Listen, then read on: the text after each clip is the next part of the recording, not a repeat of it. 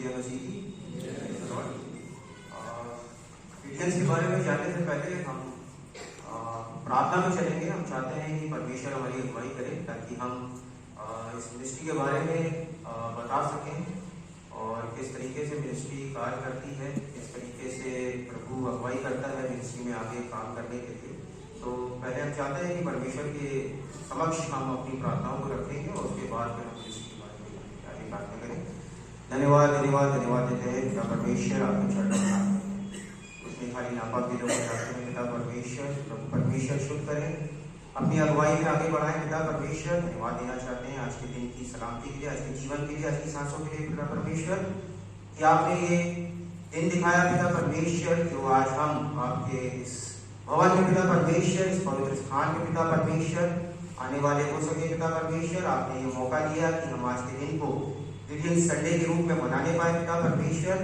होने दे पिता परमेश्वर कि आप जिस वजह से आप हमें यहाँ पे लेके आए हैं प्रभु परमेश्वर, आप हमारी अगुवाई करें। हम आपकी मिनिस्ट्री के बारे में जब हम अपने भाई बहनों के बीच में उसको रखते हैं, उसको प्रेजेंट करते हैं, होने दे पिता परमेश्वर वो सारी चीज़ें आपके नाम से प्रेजेंटेबल हों और हम अच्छे से आपके कार्यों को बताने पाए पिता परमेश्वर की क्रिश्चियंस कौन है और किस प्रकार से परमेश्वर की सेवकाई को आगे बढ़ा सकते हैं। ना कि हम सब पिता परमेश्वर, बल्कि पिता परमेश्वर जिनको आप चुनते हैं, जिनकी आप अगुवाई करते हैं पिता परमेश्वर, आप किसी न किसी रूप से पिता परमेश्वर अपने लोगों को पिता परमेश्वर अपने कार्यों के लिए इस्तेमाल करते हैं और अपने कार्यों के लिए पिता परमेश्वर आप उन्हें चुनते हैं पिता परमेश्वर। यहाँ पर बैठी समस्त कलीसिया के लिए हमसे जो बड़े हैं, जवान हैं, बुजुर्ग हैं, बच्चे हैं पिता परमेश्वर, हर एक को आपके चरणों में रखते हैं, आपके समक्ष रखते हैं पिता। हर एक को आप ब्लेस करें पिता परमेश्वर, हर एक की अगुवाई करें पिता परमेश्वर। जिनकी जो भी समस्याएं हैं आज के दौर में, जो भी परेशानियां हैं, मुसीबतें हैं, रोग हैं, कष्ट हैं, आप होने दे पिता परमेश्वर अपनी अगुवाई में पिता परमेश्वर। हर एक को पिता परमेश्वर आप आगे बढ़ाएं, हर एक की तकलीफों को, परेशानियों को आप दूर करें पिता परमेश्वर। एक बार फिर से पिता परमेश्वर पूरे समय को, इस मौके को पिता परमेश्वर आपके चरणों में रखते हैं पिता, और इस छोटी सी प्रार्थना को आप मीठे को नाम सुनाएं। मेरा नाम डॉक्टर दीपक लाल है। मैं एग्रीकल्चर यूनिवर्सिटी में शुभार्थ में डिपार्टमेंट ऑफ हॉर्टिकल्चर में एज अ फैकल्टी हूँ और आज से 4 साल 5 साल पहले लगभग मैंने मिनिस्ट्री को ज्वाइन किया जब आशीष खंडेलवाल भैया जमुना चर्च के प्रेस्बिटर इंचार्ज थे। तो उनके जरिए मैं यूनिवर्सिटी में इस मिनिस्ट्री में मैंने पहले ज्वाइन किया। तो मैं तो इनएक्टिव मेंबर था। फिर मेरी मुलाकात से हुई थी ब्रदर गौरव सिंह सर जो है IQASL में, वो लेके आए थे, उन्होंने हमें मिलवाया था और फिर मेरी जान पहचान उधर से हुई। फिर ब्रदर ने मिनिस्ट्री के बारे में बताया, तो धीमे धीमे करके फिर मैं मिनिस्ट्री में एक्टिव हुआ मैं और मेरी वाइफ, और परमेश्वर ने अपने कार्यों के लिए चुना। उसके लिए मैं परमेश्वर को बहुत बहुत धन्यवाद देता हूँ। और आज हम यहाँ पर हैं कि हम अपनी मिनिस्ट्री के बारे में बता सकें। मैं परमेश्वर का धन्यवाद देना चाहता हूँ कि कुछ दिनों से मेरी थोड़ी तबीयत ठीक नहीं थी, थोड़ी सी चीज़ें सही नहीं चल रही हैं। परमेश्वर आजमाइशें, इंसान की आजमाइशें होती हैं और शैतान आजमाइशों में डालता है जब हम प्रभु की नज़दीकी में आते हैं। बट मैं परमेश्वर का धन्यवाद देना चाहता हूँ कि परमेश्वर ने इस योग्य बनाया कि आज मैं आपके सामने हूँ। परमेश्वर ने मुझे लाके खड़ा किया है। मैं एज इलाहाबाद कैंप का प्रेसिडेंट हूँ क्रिश्चियंस में, और परमेश्वर को मैं धन्यवाद देना चाहता हूँ कि उसने अपनी सेवकाई के लिए हमें चुना है। और हम चाहते हैं कि परमेश्वर जिस प्रकार से हमें चुना है, उसी प्रकार से आप में से बहुत सारे लोग होंगे जिनको परमेश्वर अगुवाई देना चाहता है या दे रहा है। होने दे परमेश्वर आपके मनों को छुए। मैं जो कुछ यहाँ पे बताऊँ वो होने दे परमेश्वर के जरिए आपके समक्ष होने पाए। और मैं कुछ चीज़ों को बताना चाहता हूँ कि क्रिश्चियंस मिनिस्ट्री क्या है, हम कौन हैं, किस प्रकार से हम काम करते हैं, इस मिनिस्ट्री की शुरुआत कैसे हुई। क्रिश्चियंस मिनिस्ट्री को सबसे पहले सन 1898 में सबसे पहले इसको एग्जिस्टेंस में लाया गया और 3 लोगों के द्वारा ये मिनिस्ट्री जो है वो शुरू की गई। Mister John H Nicholson, mister Samuel E Hill और मिस्टर विलियम जे नाइट्स, ये तीनों लोगों ने मिलकर के इस मिनिस्ट्री की शुरुआत की थी सन 1890-1898 के आसपास। और इस मिनिस्ट्री का जो पहला कैंप जो बना है वो सन 1900 में 1900 में। So I am just willing to share some statistics about the Christian international in India. So these are some statistics about that Gideon's ministry. The first camp of the Gideon ministry, it was formed in 1900, whereas the first policy it was formed in 1903. 1903 में पहली policy इस ministry को कैसे चलाना है वो form करी गई. Then the first placement it was in the year 1908 and it was entered in India. India में ये मिनिस्ट्री सन 1961 में सबसे पहले आई है और उसके बाद जो है इसको 5 कैंपों में डिवाइड किया गया. It is running in the 5 different camps which was entered in India in the year 1961. Gideons work worldwide. लगभग 202 से भी ज्यादा देशों में जो है गिडियंस जो है कार्य कर रहे हैं, प्रभु की सेवकाई कर रहे हैं. तो ये एक बहुत बड़ा नंबर है. परमेश्वर का धन्यवाद हो कि परमेश्वर अपने कार्यों को हमारे जैसे कई भाई बहनों के द्वारा करा रहा है. और जो स्क्रिप्चर की जो प्रिंटिंग हो रही है वर्ल्ड वाइड वो 104 अलग अलग लैंग्वेजेस में है. There are 104 different languages are there in which that printing of the scriptures of this Bible it was published and printed in 104 different languages.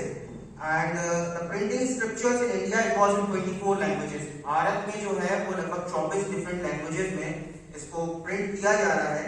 The total worldwide Gideon members are 1,72,000. 1,72,000 से ज्यादा जो है. This is the approximate figure. Estimated figures are there. The total worldwide auxiliary members it is approximate 1 lakh members are there. The total Indian Gideon members are 40,000. This is the approximate figure. And the total Indian auxiliary members are 9,000. The total world camps are 12,725. 12,775 पूरे विश्व में गिडियंस के camp हैं. And the total camps in India is 1,000, which is about 1,000 camps are running in India. And the total world scripture placement is 10.25 crore. And the total Indian scripture placement is 2.5 crore. तो मैं बताना चाहूंगा कि गिडियंस कौन है, हम किस प्रकार से काम कर सकते हैं, प्रभु की कैसे हम सेवकाई कर सकते हैं. सबसे पहले तो मैं ये बताना चाहूंगा कि what we do, we distribute the free New Testament. हम ये प्रभु का जो पवित्र शास्त्र है, जो नया वचन है, हम परमेश्वर का इसको बांटते हैं लोगों के बीच में. इसको हम सर्कुलेट करते हैं अलग अलग जगहों पे जाकर के हम दे सकते हैं. मैं समझ सकता हूँ कि इस समय रिस्ट्रिक्शंस हैं, काफी चीजें हैं, प्रॉब्लम हो रही हैं, बट परमेश्वर के कार्य जो है वो हम सबको से छिपे नहीं है. परमेश्वर अपने कार्यों को किसी न किसी रूप में करवाता है, किसी न किसी तरीके से करवाता है और अपने चुने हुए लोगों से ही करवाता है. तो इसके अलावा हम जो है लोगों के लिए प्रार्थना करते हैं, जिस भी परेशानियों में है, तकलीफ में है. लोग अगर हमें बुलाते हैं तो हम जाते हैं, हम जाकर के परमेश्वर के वचन को बांटते हैं उनके साथ और प्रभु के कार्यों को उनके बीच में साझा करते हैं. उसके बाद मैं बताना चाहूंगा कि जो गिडियंस होते हैं वो एक्चुअली में ये गिडियंस जो है वो एक फैमिली मिनिस्ट्री है. और इस फैमिली मिनिस्ट्री में जैसे कि एक छोटा परिवार होता है, हस्बैंड वाइफ होते हैं, बच्चे होते हैं. तो हस्बैंड जो है उनको गिडियंस बोला जाता है और उनकी वाइफ जो है उनको ऑक्सिलरीज बोला जाता है. तो as behalf of Gideons the female candidate of the house they would consider as auxiliaries. उनको हम ऑक्सिलरीज बोलते हैं और वो दोनों ही परमेश्वर में होकर के अपनी सेवकाओं को दे सकते हैं. तो उनको हम गिडियंस और ऑक्सिलरीज बोलते हैं और बच्चों को हम जो है वो गिडियंस बोलते हैं. इसके बाद मैं बताना चाहूंगा कि वी हियर फॉर यू, हम आपके लिए ही कार्य करते हैं. हम जैसा मैंने आपको बताया कि हम मिनिस्ट्री में होकर के प्रभु के वचनों को बांटते हैं, प्रार्थनाएं करते हैं. मैं बताना चाहूंगा कि इसकी मेंबरशिप है, नॉमिनल मेंबरशिप है. अगर गिडियंस की मेंबरशिप आपको एनुअल लेनी है तो just it is about 1,500 rupees which is of annual. और अगर आपको लाइफ मेंबरशिप लेनी है तो वो 20,000 rupees you have to pay which is for the life membership. And for auxiliaries it is 600. तो टोटल जो होता है दोनों हस्बैंड वाइफ का, मींस गिडियंस और ऑक्सिलरीज का, that is about 2,100 for annual. And for for life membership it would be of 20,000 for Gideons and 5,000 for auxiliaries, which is around 25,000. 25,000 में हम लाइफ टाइम जो मेंबरशिप है उसको ले सकते हैं एज अ गिडियन और एज अ ऑक्सिलरीज. तो जो रोल है ऑक्सिलरीज का, जो हमारी जो वाइफ्स हैं जो गिडियंस की, वो अपने रोल को वो भी हमारी तरह ही जो है परमेश्वर के वचन को बांटती हैं, प्रार्थनाएं करती हैं और परमेश्वर की सेविकाओं को आगे बढ़ाती हैं। तो परमेश्वर ने बहुत सारे रूपों में बहुत सारे लोगों को चुना है, और जिस प्रकार से हम दोनों पति पत्नी को परमेश्वर ने चुना, मुझे चुना, मैं चाहता हूं कि परमेश्वर आपके भी समक्ष कार्य करे और परमेश्वर आपके भी मन में डाले कि परमेश्वर की सेविका में आप आगे बढ़ें, परमेश्वर के नाम को ऊंचा उठाएं, क्योंकि परमेश्वर की सेवा करना ही सबसे बड़ा कार्य है। हम अपने कार्यों को करते हैं, और ऐसा नहीं है कि हम अपने जो रोल जो हम आज की तारीख में निर्वाह कर रहे हैं, चाहे किसी भी रूप में हो, हम उन रोल के साथ साथ भी हम परमेश्वर की कार्यों को हम कर सकते हैं, उनके कार्यों को हम लोगों के बीच में साझा कर सकते हैं, बता सकते हैं। तो मैं परमेश्वर का धन्यवाद देना चाहूंगा कि परमेश्वर ने इस योग्य समझा, परमेश्वर ने हमारी जैसे अगुवाई करी है, आप सबों के मनों में परमेश्वर वैसी ही अगुवाई करे, ताकि हम सब मिल करके परमेश्वर के राज्य को आगे बढ़ाने पाए। Thank you so much. इस सुंदर अवसर के लिए कि प्रभु को भाया कि आज के इस दिन में मैं नाचीज परमेश्वर के कलाम को अपने हाथ में ले सकूं और उसके वचन को बांट सकूं।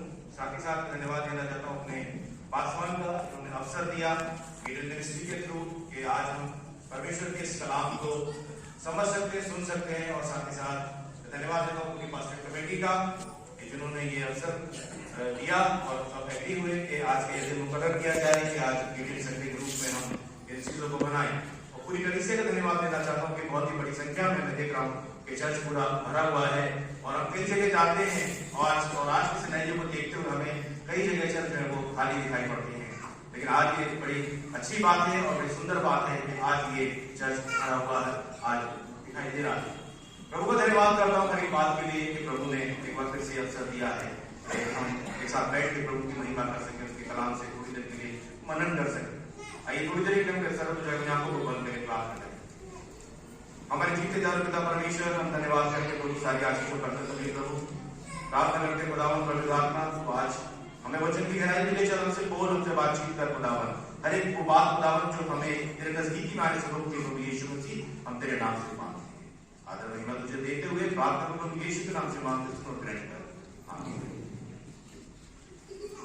आज के सिनेरियो में अगर हम देखें तो एक चीज बहुत चल रही है, या एक वर्ड बहुत चल रहा है, जिसको बोलते हैं कट्टर।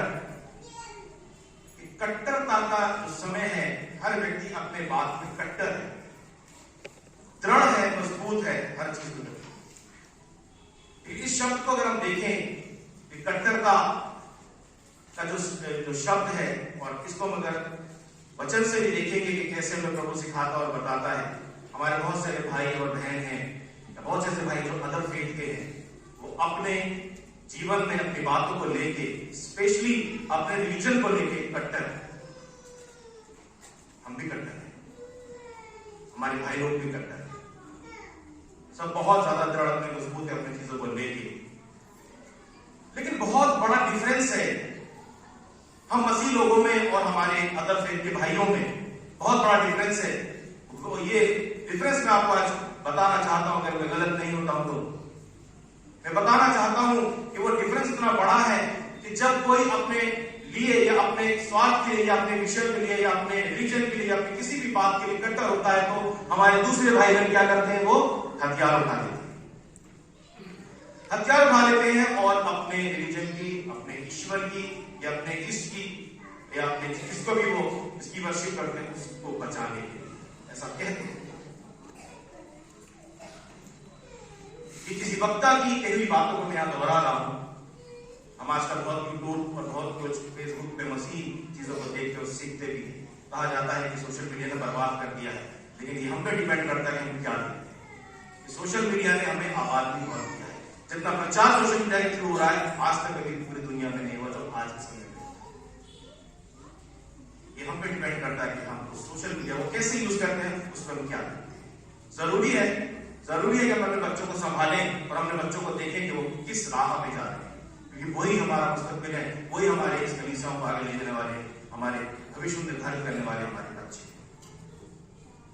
लेकिन हम बात कर रहे हैं वो जो कट्टरता है वो किस तरीके से हम दृढ़ता के होते हैं, और जो हमारे भाई हैं और दूसरे जन हैं वो क्या करते हैं कि वो उस अपने चीजों को करने के लिए हथियारों को उठाते हैं, बुराई को अपनाते हैं, झूठ को अपनाते हैं, सब कुछ करते हैं और हर एक बात को करते हैं कैसे भी करके हम अपने आप सुपीरियर दिखाने की कोशिश करते हैं। इतना हंगामा हमारी पूरी दुनिया में देख रहे हैं, चाहे वो किसी भी इसका हो, किसी पर्टिकुलर की बात नहीं कर रहा, मैं व्यक्तियों की बात कर रहा हूं। हम भी मानव हैं, हम सब हैं, लेकिन थोड़ा सा डिफरेंस हम इस चीज में देखते हैं कि हमको ये दिखाई देता है कि जब कट्टरता की बात आती है तो कुछ हमारे भाई बहन हैं जो अपने चीजों को बढ़ाने के लिए हथियारों को उठा रहे हैं, बुराइयों को कर रहे हैं और जिंदगियों को खत्म कर दे रहे हैं। वहीं पे जब एक मसीह और जब एक क्रिश्चियन जब कट्टर होता है तो हथियार को त्याग देता है।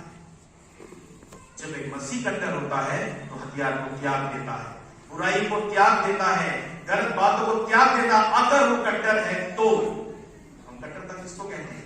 किसी से दृढ़ है, मजबूत है, विश्वासी है, और विश्वास के साथ जब हम आगे बढ़ रहे हैं तो हम इन बातों को देखते हैं कि कैसे हम अपने जीवन में आगे बढ़ते हैं, इन चीजों को हम देखते हैं। और ये कट्टरता कहां से आती है? ये कट्टरता इस कलाम से। एक ट्रू क्रिश्चियन या एक सच्चा मसीह जो होता है उसके जीवन में कट्टरता आती है तो वो इस वचन के द्वारा आती है और इस वचन को बांटने का काम प्रभु हमसे करा रहा है थ्रू द गिडियन मिनिस्ट्री। इस वचन को बांटने का काम हम गिडियन मिनिस्ट्री के साथ जुड़ के कर रहे हैं। मैं 2006 से इस मिनिस्ट्री से जुड़ा हुआ हूं। ये मिनिस्ट्री सहायता करती है और मदद करती है। छोटा सा वचन जब किसी हाथ में जाता है और जो व्यक्ति का जीवन बदल जाता है, बहुत सारी गवाहियां हैं जो हम जब सुनते हैं। एक पूरी बुकलेट जो मिनिस्ट्री की तरफ से इशू करी जाती है, निकाली जाती है, सच्ची गवाहियां हैं। और ये गवाही न केवल भारतवर्ष की बल्कि पूरी दुनिया में, जैसे कि भाई ने बताया कि 202 देशों में ये गिडियन मिनिस्ट्री कार्य कर रही है।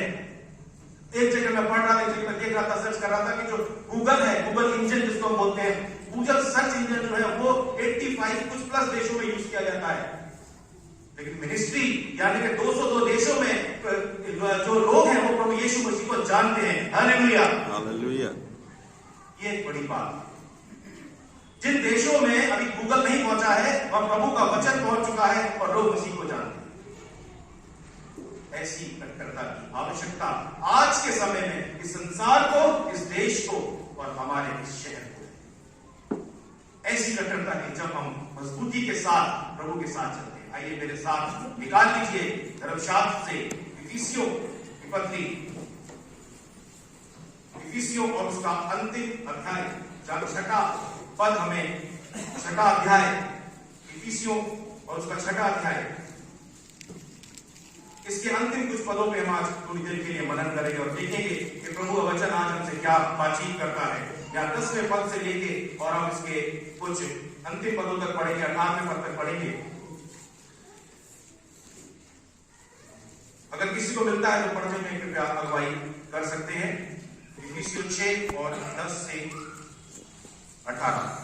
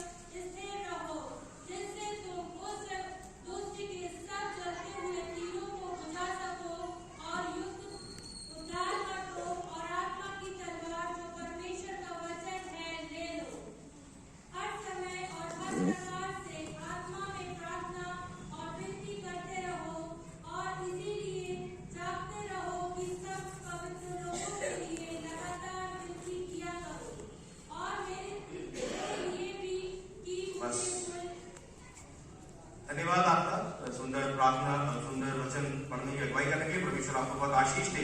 यहाँ हमने वचन को देखा और अब बात कर रहे हैं कि आज जो हमारे साथ रहने वाले हमारे जो भाई हैं, जो अपने कुछ कामों के लिए अपने आप का अपना वर्चस्व स्थापित करने के लिए हथियारों को उठाते हैं, लेकिन यह वचन हमें कुछ सिखाता और बताता है। वो कहता है कि हमको किस प्रकार के हथियार हमें भी उठाने हैं, लेकिन कुछ हथियारों के विषय में हम यह वचन में देखते हैं। हम सब इन वचनों से फेमिलियर हैं और कई बार हम सुनते भी हैं, लेकिन जब हम इनको बार बार पढ़ते हैं तो हर बार जब पढ़ते हैं नई बातें हमें जानने को मिलती है, सीखने को मिलती है कि वचन हमसे बोलता है, हमसे बातचीत करता है, सदैव ये हमारे साथ बना रहता है। तो यह हमने जैसे देखा वचन में भी पढ़ा गया आपके सामने, यह वचन दिखाता है, बताता है कि परमेश्वर कहता है 11वें पद में कि परमेश्वर के सारे हथियार बांध लो कि तुम शैतान की युक्तियों के सामने खड़े रह सको। इस संसार जो है वो शैतान के हवाले कर दिया गया था, प्रभु का बनाया हुआ है, रचा हुआ है, लेकिन संसार में शैतान को सबसे पहले भेजा गया, तुम जाओ।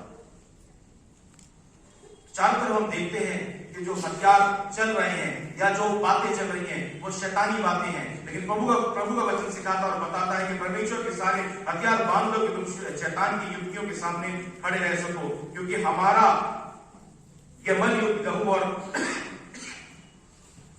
मांस से नहीं परंतु प्रधानों से और अधिकारियों से और संसार के अंधकार के हाकिमों से और दुष्ट की आत्मिक सेनाओं से है जो आकाश में। सच में जो ये युद्ध हमारा व्यक्ति से नहीं है और हम कर भी नहीं सकते। मसीहत और क्रिश्चियनिटी और प्रभु और विश्वासी लोग और प्रभु का वचन हमें यही सिखाता है कि जिस प्रकार से प्रभु ने हमसे प्रेम किया वैसा हम भी प्रेम करें। अभी हम भाई साहब के साथ सुबह आए बैठे और हम 10 कमांडमेंट्स पे डिस्कस कर रहे थे, तो भाई साहब का डिस्कस हो रहा था कि जो 10 आज्ञाएं हैं आज के समय में आसान नहीं है कि उनको पूरा कर सके या पूरा मान लें, कहीं ना कहीं गलती हम करेंगे, कहीं ना कहीं कुछ भी बातें सुनेंगी, लेकिन प्रभु यीशु मसीह के आने के बाद उसने और सरल कर दिया और वो प्रेम को दर्शाता है, वो प्रेम को दिखाता है। आज जब हम भाई बहन साथ बैठते हैं या हमारे दूसरे फेथ के भाई होते हैं तो वचन में सिखाता है कि हमको उनसे भी अपने जैसा प्रेम करना है, क्योंकि हमारी जो लड़ाई है, हमारे जो हथियार है वो किसी के शारीरिक तौर से किसी को नुकसान करने के लिए नहीं, किसी को मार घात करने के लिए नहीं, वो इसलिए है कि अगर हम परमेश्वर के साथ चल रहे हैं तो उसके जीवन बदल देने के लिए ये ऐसे हथियार हमें देता है। तो हम कुछ बातों को और देखेंगे जल्दी से। इसमें हमें देखने को मिलता है जब वो कहता है तुम हथियारों को बांध दो, 13वां पद सिखाता है कि इसलिए परमेश्वर के सारे हथियार बांध दो कि तुम बुरे दिन के बुरे दिनों का सामना कर सको और सब कुछ पूरा करके स्थिर कर सको। इसलिए सत्य से अपनी कमर को कसकर और धार्मिकता की झलम पहनकर, सत्य से हमको अपनी कमर को कस लेना है। क्योंकि कुछ वचन हमें सिखाते हैं, यूहन्ना 8:32 हमें सिखाता है यूहन्ना 8:32, अगर आप देखिए वो कहता है कि सत्य को जानोगे और सत्य तुम्हें स्वतंत्र करेगा। आवश्यकता है हमें अपने आप को स्वतंत्र करने की, और सत्य कौन है? सत्य स्वरूप यीशु मसीह। एक ही सत्य है संसार में और ये संसार उसको नहीं समझ पा रहा। ये सिर्फ प्रचारकों की, ये सिर्फ गिडियन मिनिस्ट्री से जुड़े लोगों की या अन्य किसी मिनिस्ट्री से जुड़े हुए लोगों की या सिर्फ पासवान की या जो भी लोग लीडरशिप है उनकी जिम्मेदारी नहीं है। ये हम सब पूरी कलीसिया की जिम्मेदारी है, हम सब मसीह लोगों की जिम्मेदारी है, हम सब विश्वासी लोगों की जिम्मेदारी है कि जो सत्य हम जानते हैं वो सत्य को दूसरे तक पहुंचाएं। ये कार्य करने की आज के समय की आवश्यकता है। इन कार्यों को हमें करना है कि जो सत्य हम जानते हैं हम उनको आगे बढ़ाना। वचन हमें सिखाता और बताता है कि बहुत सारी बातें हैं, जब सत्य को जानोगे तो सत्य हमें और आपको स्वतंत्र करेगा। स्वतंत्र हो जाएंगे।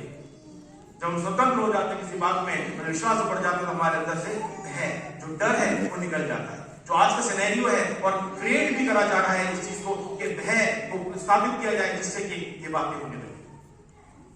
मसीहों का जो सताव है या जो परेशानियां हैं उससे इसलिए नहीं, कहीं ना कहीं हम विश्वास में कमजोर है। हो सकता है कि आज मेरे साथ कोई परेशानी हो, विश्वास में कमजोर होऊंगा। और जब अभी मैं एक क्लिप देख रहा था, वहां पे बड़ा नारे लगाए जा रहे थे कि तुम मारते मारते थक जाओगे लेकिन यीशु मसीह की जय करना नहीं छोड़ेंगे।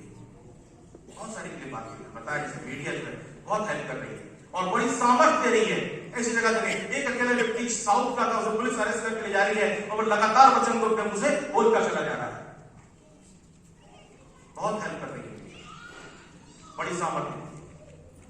जरूरी है कि किस नजरिए से और किस तरीके से हम उन चीजों को देख रहे हैं और क्या हम एयर कर रहे हैं और क्या हम उन चीजों को जैसे वायरल कर रहे हैं। नेगेटिविटी बहुत जल्दी वायरल कर देते हैं, लेकिन क्या हमको आगे चले क्या आता भी है ना, कभी क्या कि इसको शेयर करिए, इसे शेयर कर दीजिए, तो शायद मैं नहीं करता हूं, मैं अपनी पहली बात करूं, है ना, शायद हम भी नहीं करते। लेकिन अगर कोई गलत चीज आ जाएगी, गलत वीडियो आ जाएगा, गलत क्लिप आ जाएगी, तुरंत उसको शेयर कर देंगे। लेकिन वचन हमें सिखाता है कि ये नहीं, हमें उसके कार्य को लेकर आगे बढ़ना है। हमें क्या करना है? धार्मिकता की झिलम को पहनना है। जो चेस्ट प्लेट होती है कि युद्ध पे जाते हैं, झिलम जिसको बोलते हैं, महाराणा प्रताप और हमारे अकबर और ये सब लोग उसको लड़ाई में पहना करते थे। आज के म्यूजियम में जाते तो हमें दिखाई देता झिलम उसको बोलते हैं, जो हमारे चेस्ट गार्ड का चेन का बने हुए पूरी जाली होती है, जो उसको पहनते हैं। धार्मिकता की झिलम की बात कर रहा है। वो कहता है कि तुम अपनी, इसलिए सत्य से अपनी कमर को कस लो और धार्मिकता की झिलम पहन लो और पांव में मेल के सुसमाचार की तैयारी के जूते पहनकर और इन सब के साथ विश्वास की ढाल को लेकर स्थिर रहो। सबसे बड़ी कमजोरी हमारी यही है कि विश्वास में कमजोर पड़ जाते हैं, विश्वास में हम कमजोर पड़ जाते हैं। लेकिन यहाँ धार्मिकता की जब झिलम हम पहनते हैं तो जब हमें अंदर सेफ्टी हमें नजर आ जाती है। प्रभु का वचन हमें सिखा रहा है कि इस तरीके के हथियारों को ले लो, सत्य को अपने साथ ले लो और अपने साथ धार्मिकता को ले लो। क्योंकि ईश्वर, अगर धार्मिकता की बात करें, धार्मिकता का मतलब है कि हमारे अंदर वो नैतिकता होनी चाहिए, वो इमोशंस होने चाहिए कि जिस प्रकार हम अपने आप से प्रेम कर रहे हैं उतना ही प्रेम अपने पड़ोसी से भी करें। सबसे कठिन काम आज के संसार में यही है कि हम अपने समान अपने पड़ोसी से प्रेम कर रहे हैं। पड़ोसी कौन? हमारे घर के बगल में घर बनाने वाला नहीं, हर एक वो व्यक्ति जो हमारे साथ संगति कर रहा है, हमारे साथ चल रहा है और हमारे साथ उठता बैठता है या हमारे सफर में हमारे साथ, वो सब हमारे पड़ोसी। हमें उनसे अपने समान प्रेम करना। लेकिन आज क्या होता है कि अगर मैं गाड़ी से चल रहा हूँ, किसी बाइक ने, किसी साइकिल ने, किसी रिक्शे वाले ने, किसी ने टच कर दिया तो वो करके लड़ने को तैयार हो जाता है, एकदम लड़ने को तैयार हो जाते हैं। क्योंकि कहा गया वचन में ये लिखा है, एक समय आएगा प्रभु के आगमन से पहले इस संसार से प्रेम को उठा लिया जाएगा। और जब प्रेम उठा लिया जाएगा तो हम देख रहे हैं कि देश पे चढ़ाई कर रहा है, राज्य पे चढ़ाई कर रहा है, व्यक्ति का दुश्मन हो गया है, एक जन के जन घर में दुश्मनी होने लगी है, भाई का दुश्मन हो गया है। क्योंकि प्रेम शैतान उठा के ले जाता है। कितना भी धार्मिकता के झिलम को पहन लें, काम कर ले, लेकिन अगर प्रेम नहीं है कुछ भी नहीं। क्योंकि उस परम पिता परमेश्वर ने तो ऐसा प्रेम कर दिया कि उसने अपने इकलौते पुत्र को दे दिया। तो जो कोई भी उस पर विश्वास कर रहे हैं, अनंत जीवन को प्राप्त कर रहे हैं। We are not a minority, we are a majority nowadays। कहने की बात है, अगर हम देखें, क्योंकि हम बहुत जगहों में जाते हैं और सेवकाई कर रहे हैं प्रभु की, हम देखते हैं कि गांव के गांव, लोगों के लोग जो प्रभु यीशु मसीह को जानते हैं, अगर हम बात करते हैं कि प्रभु यीशु मसीह कौन, कहते हैं हमारा प्रार्थना करता है, इसके द्वारा हमें जीवन मिला। ये बातें हमें उनसे सुनने को मिलती हैं। लेकिन शैतान अपने कामों में लगा है। तो आज से नहीं, वो जब से लगा, जिसने जिन लोगों ने प्रभु यीशु मसीह को नहीं छोड़ा तो वो हमें और आपको क्या छोड़ेगा? कोई घबराने की बात नहीं है। शरीर तो नाश हो चला जाएगा, डरना घबराना उससे जो आत्मा को उठाता है, उसको अपनी आत्मा को हमें ठीक है। अगर झिलम पहननी है धार्मिकता की तो अपनी आत्मा के ऊपर पहनिए, शरीर पर नहीं। शरीर का नुकसान होगा। अगर निकल के जाऊंगा, सेकंड, माइक्रो सेकंड लगते हैं एक एक्सीडेंट होने में और जिंदगी चले जाने में, माइक्रो सेकंड लगते हैं। आपको पता है बहुत अच्छे से आप जा रहे हो, बहुत अच्छे से सब कुछ कर रहे हो। हमारे इंडियन भाई हैं, भाई मुझे जो जमुना चर्च कैंपस में रहते हैं, जा रहे थे अपने सफर पे गाड़ी पे, वाइफ बिटिया साथ में थी। एक झलक उन्होंने बस वाटर बॉटल की ऐसे टच करी, उतने में गाड़ी में बैठ चली और पलट गई और जस्ट नाले की बदल गई। बड़ा एक्सीडेंट हुआ था। प्रभु का धन्यवाद हो, प्रभु ने सहायता करी, क्योंकि वचन सिखाता और बताता है। वचन में लिखा है कि उसके फरिश्ते सदैव हमारे चारों ओर लगे रहते और छावनी किए रहते हैं। वो बचाता है। तुम कितना भी शरीर को बचाने के लिए कुछ भी प्रोटेक्शन ले लें, उससे कुछ नहीं होगा। लेकिन जब हम धार्मिकता की झिलम अपनी आत्मा के ऊपर पहनते हैं, तब हमें सुरक्षा मिलती है, तब हमारा जीवन आगे बढ़ता है। तो इस विषय में प्रभु हमें सिखाता और बताता है। अगर हम विश्वास में भी कमजोर हैं तो हमें विश्वास में दृढ़ और मजबूत होने की जरूरत है।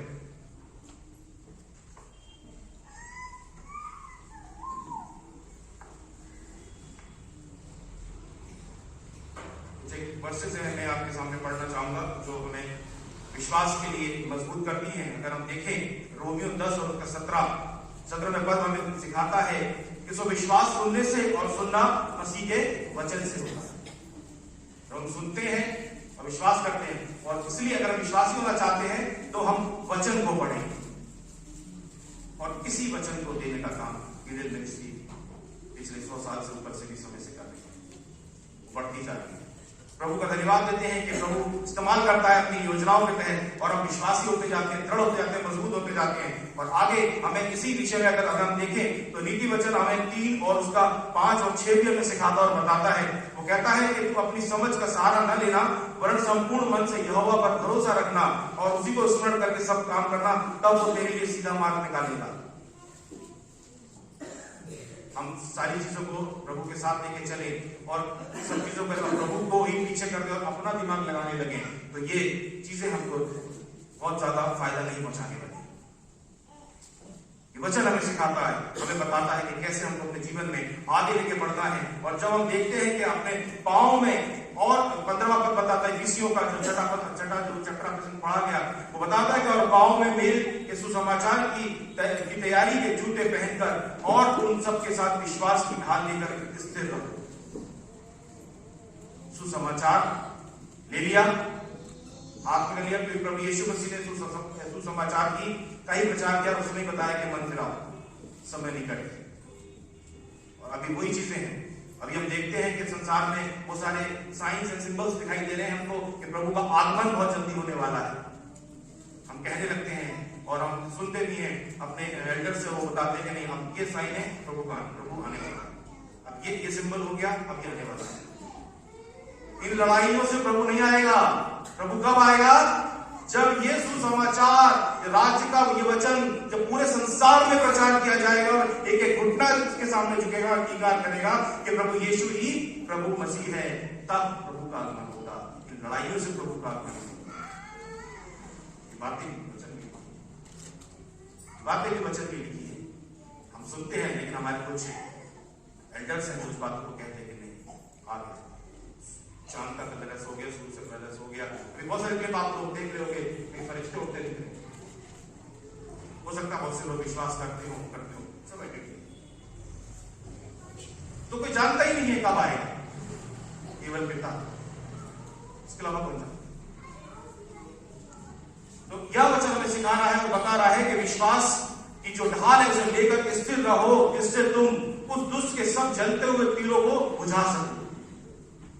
जो नीति वचन हमें सिखा रहा है, ये कह रहा है कि अपनी समझ का सहारा ना लेना, वरन संपूर्ण मन से यहोवा पर भरोसा रखना, तब वो सीधा मार निकालेगा, तब सीधा मार निकलेगा। अब यहां हम जो दुष्ट के तीरों को अपना दिमाग लगा के कोशिश करते हैं कि वो रुक जाए, वो नहीं रुकेंगे। क्या होगा? जब ये वचन में हम विश्वास के साथ मजबूत होंगे। विश्वास कैसे आएगा? जब हम वचन को पढ़ेंगे, सुनेंगे, तब। बहुत जरूरी है कि आज हम प्रभु के साथ जुड़ रहे हैं। हम जितने भी कलीसिया लोग हैं, आप इस चीज को करिए कि मैं कोई दिन भर में कोई ऐसा व्यक्ति को, चाहे एक वर्ष, चाहे प्रभु की वचन की लिखी कोई एक वर्ष या कोई एक लाइन बताने पाऊं, वो एक लाइन ही जीवन बदल देती है, वो एक लाइन ही जीवन बदल देती है। ये ड्यूटी हमारी है कि हम कैसे इसको, इन चीजों को लेकर आगे बढ़े। किसी एक को नहीं, सबको बोला है, पूरे संसार को बोला है। जो मसीह में उनकी ड्यूटी है कि वो जाए और दूसरों को बताएं कि कैसे उनका जीवन बचे। क्या मेरी पत्नी, क्या मेरी बेटी, या क्या ये मेरा भाई, या क्या अगर उसको कोई नुकसान होने जा रहा है तो क्या हम बताते हैं? बताते हैं, उन्हें बताते हैं कि ऐसा करो, ऐसे करने से आपको सहायता मिलेगी और ऐसे बचाव होगा। हम अपने दोस्तों को बताते हैं, हर एक को बताते हैं। तो जब पूरा संसार ही प्रभु का रचा हुआ है, सब हम उसी की संतानें हैं, तो हम सब भाई हैं, तो हमारी ड्यूटी बनती है कि हम उनको भी बताएं कि ऐसे होगा। जिसको आज कहा जाता है कि धर्म परिवर्तन। धर्म परिवर्तन ही नहीं, हम एक ही धर्म के तो हैं सब, एक ही धर्म सब उसके, लेकिन हटके हुए कुछ लोग, जैसे हमारे परिवार में होता है, परिवार में होता है कि हम सबके अपना अलग अलग विचार, कभी विचार वही काम ईडन मिनिस्ट्री कर रही है। जिन तक ये कलाम नहीं पहुंचा है उन तक उसको पहुंचाने का कार्य ईडन मिनिस्ट्री कर रही है, जिससे हम जुड़े हैं उस काम को। वचन हमें आगे बता रहा है और सिखाता है कि और उद्धार का टोप और आत्मा की तलवार जो परमेश्वर का वचन है, उद्धार का टोप और जो आत्मा की तलवार जो परमेश्वर का वचन है, ले लो। ये हथियार हैं जो प्रभु ने हमको दिए।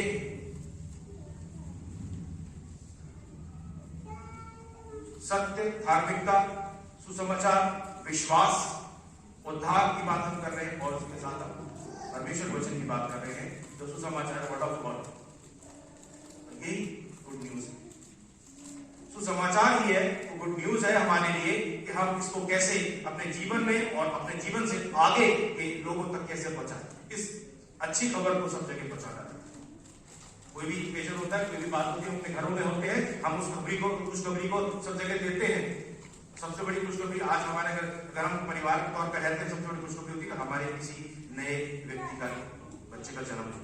सबसे बड़ी खुशी की बात हमारे परिवार तुरंत फोन, वीडियो, है ना। आजकल तो देखा गया कि ऑपरेशन थिएटर से ही शुरू हो जाती है वीडियोग्राफी। हमारी बेटी बेटा प्रभु ने हमें दिया है, ये उत्पन्न हुआ है, वैसे शुरू हो जाती है। कितने खुश होते हैं, कितना अच्छा लगता है हमको कि हम इन बातों को लेके अपने सब अजीजों में शेयर करते हैं, उस चीज को बताते हैं। देखिए सुसमाचार, ये गुड न्यूज, इससे बड़ी तो कुछ है ही नहीं। क्या हम इस सुसमाचार को या क्या इन वचनों को या इन बातों को क्या हम बताते हैं, ये सोचने की आवश्यकता है, ये जानने की आवश्यकता है इनको कैसे इन चीजों को आगे बढ़ाना है। और कहता परमेश्वर कि इन सब बातों के साथ इतने सारे पॉइंट्स जब आए हैं इसके अंदर देखते हुए हम देखते हैं कि सत्य, धार्मिकता, सुसमाचार, विश्वास, उद्धार, परमेश्वर, सबसे बड़ी चीज एक और पद है इसका। इसमें लिखा है कि हर समय, 18वां पद देखें, हर समय और हर प्रकार से आत्मा में। अगर हम अपनी बाइबल में देखें, लिखा कि हर समय और हर प्रकार से आत्मा में प्रार्थना और विनती करते रहो। कोई काम नहीं बन रहा, कोई बात नहीं पूरी हो रही, कुछ नहीं हो रहा, यह वचन हमें सिखा रहा है प्रार्थना केवल प्रार्थना करना, मुंह से शब्दों को उच्चारण करके बहुत अच्छी प्रार्थना करने से मतलब नहीं है। वचन ये भी सिखाता है कि उनके जैसे नाम जो चुरा कर लोग जोर जोर से खड़े होकर प्रार्थनाएं करते हैं, उस तरीके से नहीं करना। यहां वो कहता है वचन हमसे कि तुम कोई करना है कि हर समय और हर प्रकार से, हर समय की बात कर रहा है। 10वां अंश तो हम देते हैं प्रभु को, भेंट चढ़ाते तो जरूर है ना, क्योंकि वो पुराने नियम में कहा गया है कि 10वां अंश लेके आना। लेकिन नया नियम क्या सिखाता है? जितनी तेरी इच्छा हो, जितनी तेरी श्रद्धा हो, उतना लेके आना। लेकिन यहां हमें वो कह रहा है कि हर समय दान दें या ना दें, या कितना दें कितना ना दें, that is different thing. But हमको वो सिखा रहा है कि हमको हर समय क्या करते रहना है और आत्मा में भरे रहना है और प्रार्थना में लगे रहना है। ये आवश्यक है। हर चीज का जो तोड़ है, हर चीज का जो निवारण है, जहां सोल्यूशन है, वो सिर्फ और सिर्फ प्रार्थना से। हम बहुत विश्वासी भी हैं, हम बहुत प्रेम करने वाले भी हैं, धार्मिकता का हमने पूरा झिलम पहन रखा है, हमने सब तरीके के हथियार जो प्रभु ने हमको दिए हैं, इन सब हथियारों को हमने ले रखा अपने साथ। लेकिन अगर हम प्रार्थनाओं में नहीं है तो ये सब व्यर्थ हो जाए। सब कुछ करने के साथ जरूरी है कि हम अपने जीवन में प्रार्थनाओं में लगे रहें, अपने जीवन को आगे बढ़ाएं। और यहां वो कहता है कि हर समय और हर प्रकार से तुम आत्मा में प्रार्थना और विनती करते रहो, और इसलिए जागते रहो, इसलिए जागते रहो कि सब पवित्र लोगों के लिए लगातार विनती किया करो। सब पवित्र लोगों के लिए भी विनती करते हैं। यह वचन हमें सिखाता और बताता है कि जब आत्मा में आगे बढ़ रहे हैं और आत्मिक तौर से कर रहे हैं तो हमें इन प्रार्थनाओं की आवश्यकता भी है और जागते रहना है। क्या हम जगे हुए हैं आज? हाँ बिल्कुल जगे थे, आए हुए, तैयार हुए, चर्च आ गए, जगे हुए हैं, सब जगे हुए हैं। लेकिन क्या हम आत्मा में जगे हुए हैं? क्या हम प्रभु के उन सेवकाई के लिए जो वचन हमें दिया है, क्या हम उसमें जगे हुए हैं? वो जरूरी है। जागते रहो और प्रार्थना करते रहो कि तुम परीक्षा में ना। परीक्षाएं आती हैं, टेम्पटेशंस आती हैं, परेशानियां आती हैं, लेकिन इन सब से दूर करने के लिए, इन सब का निवारण करने के लिए एक ही चीज है, वो है इन सबसे बड़ा हथियार प्रार्थना। अगर हमारे अंदर विश्वास भी नहीं है तो प्रभु से मांगे, प्रभु मुझे विश्वासी बना। अगर मेरे अंदर सत्य नहीं है तो मैं प्रार्थना करूं कि मैं प्रभु मुझे सत्य की राह पर लेकर चले। कोई गलती हुई इस प्रार्थना में, प्रार्थना से गलती की क्षमा मांगते हमें मिलती है। 7 के 70 गुना तक हमको माफ कर देने वाला परमेश्वर हमारे साथ है। किसी बात का डर ही नहीं होना चाहिए, लेकिन शायद हम डरे। इस भय की कोई आवश्यकता नहीं है। हमारे आसमान हमें बहुत सारी बातें बताते और सिखाते हैं, लेकिन हम अपने जीवन से या अपने व्यवहार से या किन्हीं बातों से हम उनका कितना आदर कर रहे हैं या हम उनके साथ कितने जुड़े हुए हैं, इस विषय में भी हमें वचन से देखने को सीखने को मिलता है। अगर हम देखें पहला तिमुथियुस 5 और 17, हम प्रार्थनाएं करते हैं, पासवान के पास जाते हैं, अपनी बातों को शेयर करते हैं, पासवान हमारी प्रार्थना करते हैं, प्रार्थना सुनी जाती है और हमें गाइड करते हैं। सब चीजों को हमारे लिए किया जाता है। और मैं बताना चाहता हूं कि ये ईडन मिनिस्ट्री जो है, अभी आपके सामने पूरा डेटा शेयर करा गया डॉक्टर दीपक के द्वारा। उन्होंने बताया कि किस तरह की मिनिस्ट्री काम कर रही है, कैसे कर रही है, लेकिन मैं बताना चाहता हूं कि मिनिस्ट्री केवल और केवल सिर्फ और सिर्फ पासवानों के द्वारा चलती है। ये हमारे जो प्रिय पासवान है, इनके द्वारा चलती हुई हमें अवसर प्रदान करते हैं। हम आपके बीच में कुछ बातों को लेकर आज उपस्थित हुए हैं। वो 3 मुख्य बातें ये हैं कि पहली बात हम आपसे रिक्वेस्ट इस बात के लिए करते हैं कि आप प्रार्थना करें, वही प्रार्थना जो आत्मा में होकर करी जाती है। आप अपनी पारिवारिक प्रार्थनाओं में मिनिस्ट्री के लिए प्रार्थना करें कि ये मिनिस्ट्री निरंतर जैसे काम 202 देशों में करके और भी देशों सब में बढ़ती जाए।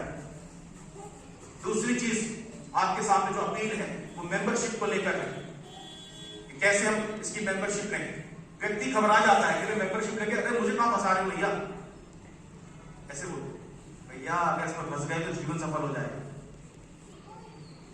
कहते हैं अरे इसमें कहां फंसा, तो मैं बताना चाहता हूं कोई फंसने की जरूरत नहीं है, कहीं जाने की जरूरत नहीं है, कुछ करने की जरूरत नहीं है।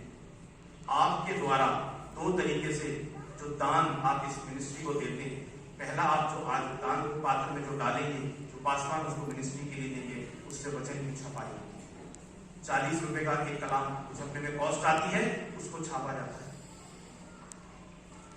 और जो आप मेंबरशिप लेते हैं, जो आपको 2100 रुपए एनुअल बताया गया है, उसके लिए भी परेशान होने की जरूरत नहीं है। वो भी आपका दान है, वो मेंबरशिप कहीं चीज का बाउंड नहीं हो, घबराने की जरूरत नहीं है। मेरी अपील है कि आज के समय से मैक्सिमम लोग इसकी मेंबरशिप लें। इसलिए मैं इस अधिकार से कह रहा हूं और ले कह रहा हूं क्योंकि ये मेरे को एक बोझ है कि मैक्सिमम लोग जो है वो इसमें अपना योगदान करें ताकि वचन को आगे बढ़ाया जाए, ताकि प्रभु के काम को आगे बढ़ाया जाए। 2100 रुपए साल में एक बार देना कोई बड़ी बात नहीं, मेरे प्रियो, और इसमें कहीं भागदौड़ करने की जरूरत भी नहीं है।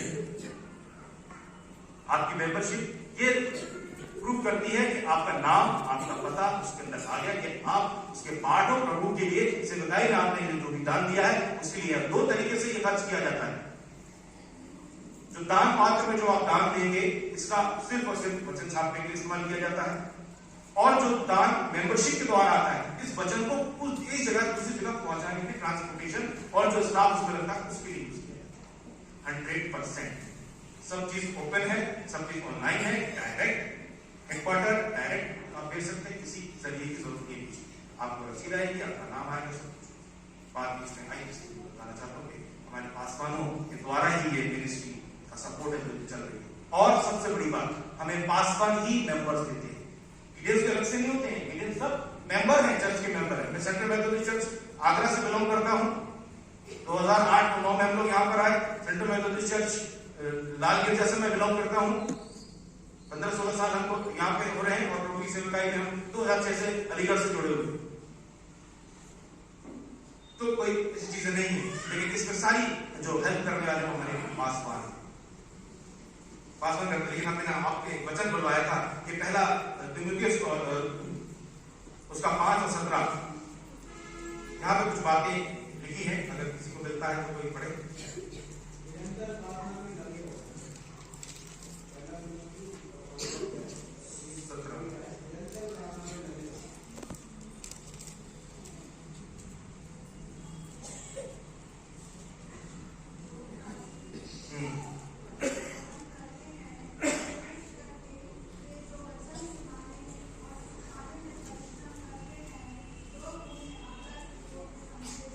यस, जो प्राचीन क्या लिखा है,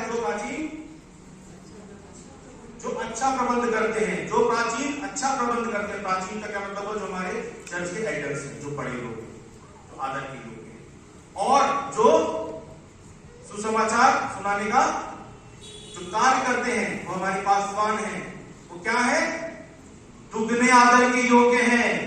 कलीसिया में बताना चाहता हूं, दुगने आदर के योग्य हैं। वो किसी एक के वो नहीं है कि हम उनका कुछ भी अनादर कर दें, दुगने आदर के योग्य हैं। दिन दिन भर मेहनत करते हैं, वचन को लेके आते हैं, बहुत ज्यादा कलीसिया से प्रेम करने वाले व्यक्ति होते हैं। अपने आप को प्रभु ने उन्हें छान के अलग किया, ये उन्हीं के सपोर्ट के द्वारा प्रभु का कलाम किया जाता है। बेशक गिडियंस जो है वो चर्च की एक्सटेंडेड आर्म्स है, बड़ी हुई भुजाएं हैं। जहां पे चर्च नहीं पहुंच सकता, वहां गिडियंस, आप में से मेंबर्स वहां पहुंच के वचन को पहुंचाने का कार्य करते हैं। और कई सारी बातें इसमें आती है निकल के, और कई बातें इसमें हम देखने को मिलते हैं। जैसे आपके सामने जो रीडिंग करी गई, और यशायाह 55:11 आपके सामने पढ़ा गया, और उसमें लिखा है, बहुत सारे लोग कहते हैं कि गिडियंस जो है वचन का अनादर करते हैं। बांटते जरूर है, लेकिन इसकी बेकदरी मत करवाते हैं। दोनों कलाम, पुराने नियम और नए नियम आपके सामने जो पढ़े गए, उसमें वचन में सिखाता है। अगर हम कुछ करेंगे ही नहीं, या कुछ करने के लिए हम कुछ करते ही नहीं, तो उसके लिए भी कोई फायदा नहीं। लेकिन वचन हमें यहाँ बताता है, यशायाह 55 और उसका 10 और 11, यशायाह 55 और 10-11 जो है वो गिडियन मिनिस्ट्री का जो कहना चाहिए की वर्सेस है, इसमें बेस्ड है। यहाँ क्या कहता है, जिस प्रकार से वर्षा और हिम आकाश से गिरते हैं और वहां यूं ही नहीं लौट जाते, वरन भूमि पर पड़कर उपज उग जाते हैं, जिससे बोने वाले को बीज और खाने वाले को रोटी मिलती है, उसी प्रकार से वचन बता रहा है कि मेरा वचन भी होगा जो मेरे मुख से निकलता है, और व्यर्थ कहकर मेरे पास न लौटेगा, परंतु जो मेरी इच्छा है मैं उसे पूरी करेगा, और जिस काम के लिए उसको मैंने भेजा है मैं सफल करेगा। बीज को हम बोने का काम करते हैं, और बीज को बो दिया जाता है, और जैसा वचन हमें सामर्थ्य देता है, उसके द्वारा सामर्थ्य मिलती है, और हमें शक्ति मिलती है, और हमें इसको आगे बढ़ाने का कार्य मिलता है। वो बोलता है, वो कहता है कि जिस प्रकार से वर्षा और हिम जब आकाश से गिरते हैं और यूं ही नहीं लौट जाते, उपज उग जाते हैं, चाहे वो झाड़ियां उगे और कांटे, झाड़ियां उगी तो कुछ भी उगे, लेकिन कुछ ना कुछ उपज उपजती है। अगर हम जब बीजों को बोते हैं तो अच्छी फसल उगती है, और समय आता है कटनी के समय में जो खराब होती है, वो उस समय कटनी के समय छांट के अलग कर दी जाती है। बहुत सारा वचन की बातें हैं, मैं सब गहराई में जाना नहीं चाहता हूँ। बताना चाहता हूं कि प्रभु का जो वचन है, जिस प्रकार से वो वापस लौट, उसी प्रकार से वचन भी है। जहां कहीं भी दिया जाता है वो ऐसे नहीं लौट जाता, वो कहीं ना कहीं काम करता है। वचन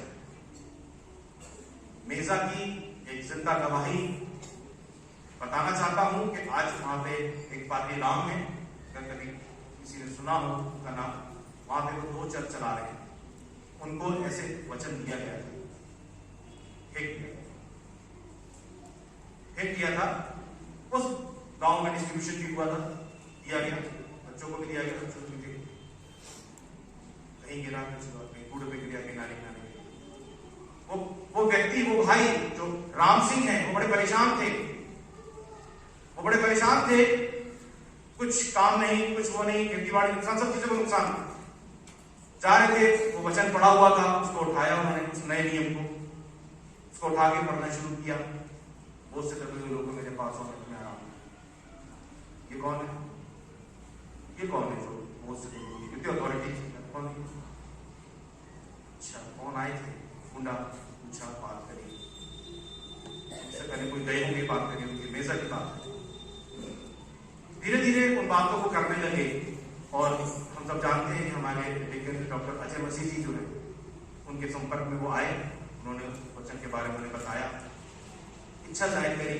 उन्होंने प्रभु में इतने आगे बढ़े कि आज वो अपने गांव में, और एक और उससे पहले एक जगह और पड़ती है, वहां पे 2 चर्च को चला है, अच्छी से मैं जा चुका, बहुत प्रेमी है। और एक छोटे से बच्चन थे जो फेंक दिया गया था, लेकिन उसने उपज उपजाई, गिरा, जमीन पे गिरा, उनके जीवन को बदल दिया। जो उनका जीवन बदला तो उन्होंने जाने कितने लोगों को प्रभु में डाल दिया।